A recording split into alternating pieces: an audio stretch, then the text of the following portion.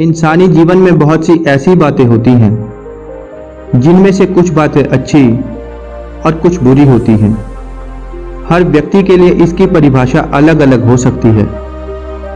बुरी चीज़ों से हम छुटकारा पाना चाहते हैं और अच्छी चीज़ों को अपने जीवन में शामिल करना चाहते हैं। जब हम बुरी चीज़ों से छुटकारा पाने की कोशिश करते हैं तो अक्सर जोर जबरदस्ती का रास्ता चुनते हैं, लेकिन हम ये भूल जाते हैं कि जोर जबरदस्ती करके किसी चीज से छुटकारा तो नहीं पा सकते। अगर हम जबरदस्ती किसी चीज को छोड़ना चाहें तो ये किसी और रूप में उभर कर सामने आ जाती है और इस छोड़ने की कोशिश में वह चीज पूरी तरह से हमारे दिमाग और हमारी चेतना पर हावी होने लगती है। काम वासना इंसानी व्यक्तित्व का बस एक छोटा सा हिस्सा है। बेवकूफ़ी भरी नैतिकता और इसे जबरदस्ती छोड़ने की कोशिशों में पड़कर लोग और भी ज्यादा कामुक हो जाते हैं। आज लोगों की जानकारी में काम सुख ही सबसे बड़ा सुख है। कुछ लोगों की काम वासना के तीव्र होने का यही कारण है।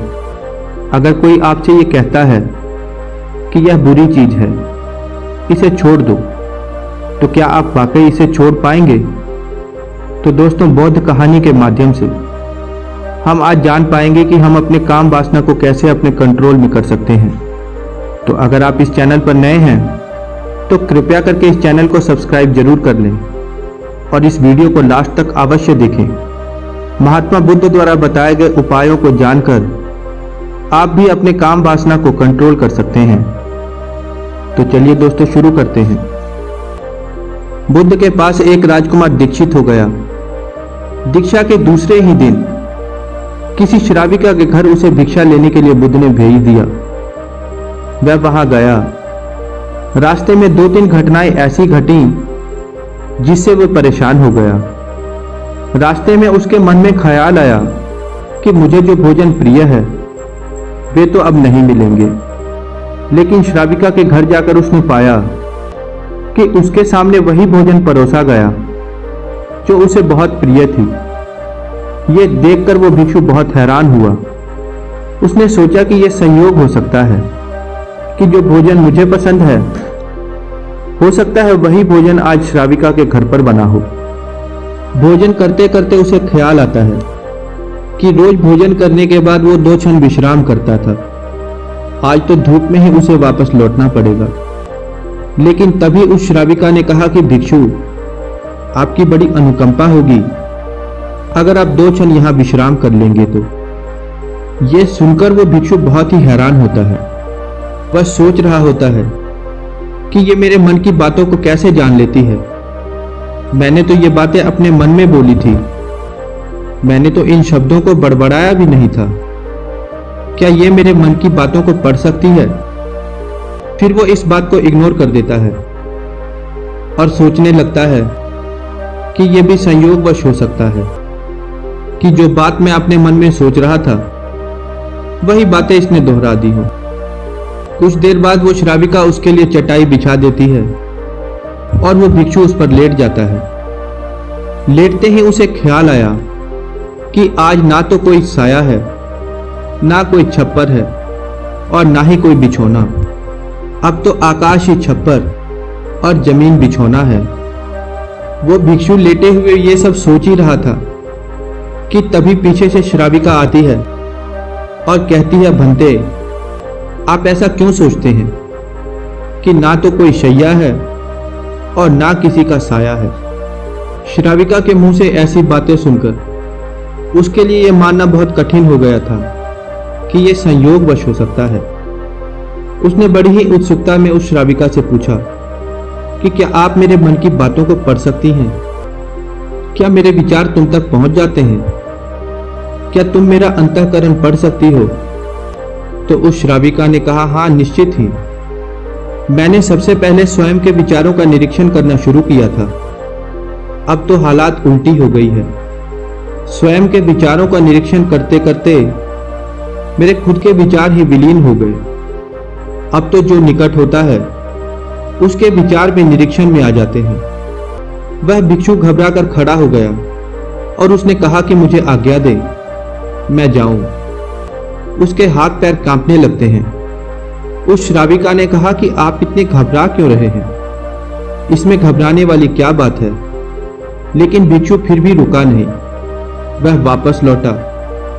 उसने बुद्ध से कहा कि बुद्ध, मुझे क्षमा करें, उस द्वार पर दोबारा भिक्षा मांगने मैं तो नहीं जाऊंगा। बुद्ध ने कहा, कुछ गलती हुई है क्या, तुमसे वहां कोई भूल हुई है। उस भिक्षु ने कहा कि ना तो भूल हुई ना कोई गलती, बहुत आदर सम्मान और जो भोजन मुझे प्रिय था वही मिला। लेकिन वह श्राविका, वह युवती दूसरे के मन के विचारों को पढ़ लेती है।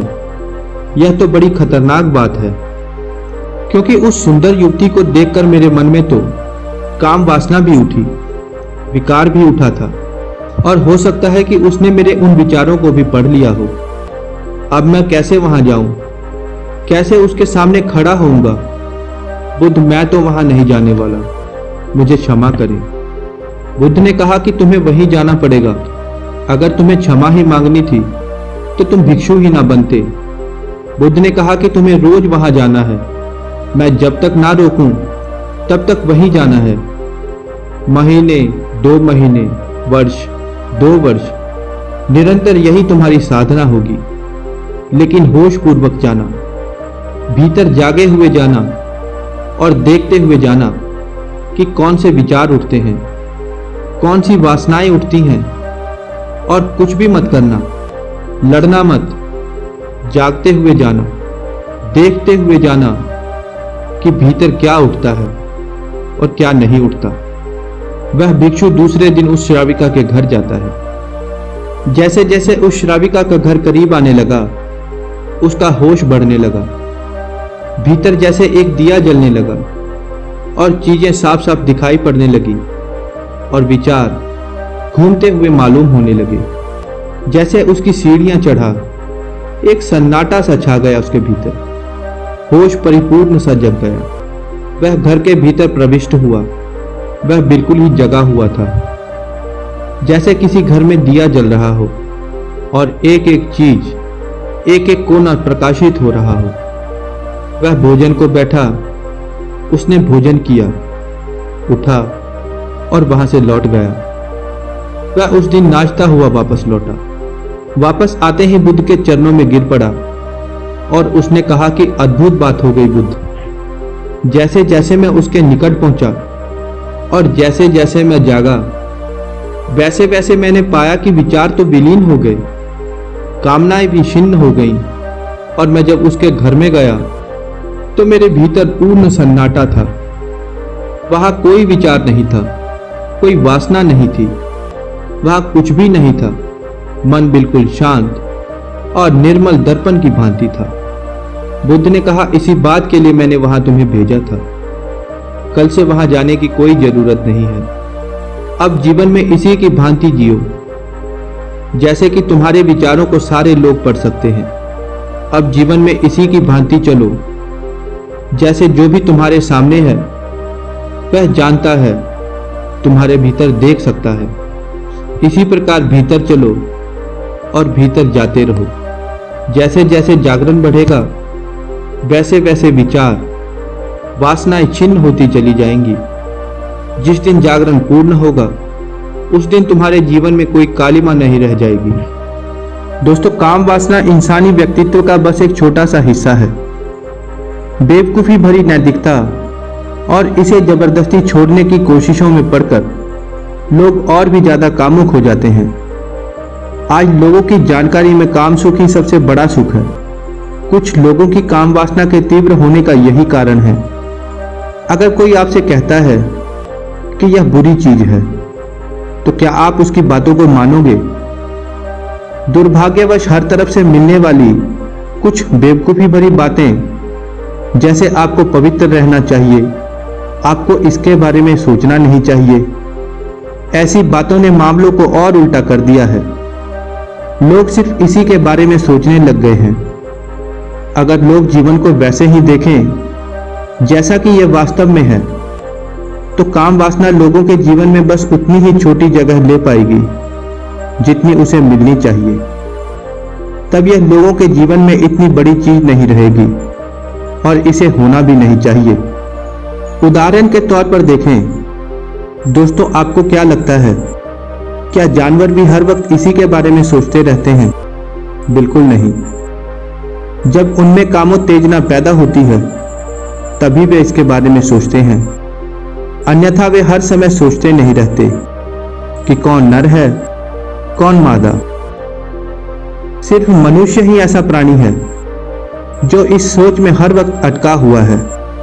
एक पल के लिए भी इसे ना भूल पाने की वजह उसमें भरी हुई वे मूर्खतापूर्ण सीखें और नैतिकता के पाठ हैं जिनका जीवन से कोई लेना देना नहीं है। अगर लोग जीवन को वैसे ही देखें जैसा कि ये वास्तव में है तो अधिकतर लोग बहुत थोड़े समय में ही काम वासना से बाहर आ जाएंगे। बहुत से लोग इसमें पड़े बिना ही इससे बाहर आ जाएंगे। बात सिर्फ इतनी सी है कि जीवन का फोकस ठीक ना होने की वजह से हर चीज बिगड़ गई है और बढ़ा चढ़ाकर पेश की गई है। दोस्तों, ये कहानी आपको कैसी लगी नीचे कमेंट बॉक्स में अवश्य बताएं और आपने अपना कीमती समय दिया इसके लिए आपका बहुत बहुत धन्यवाद।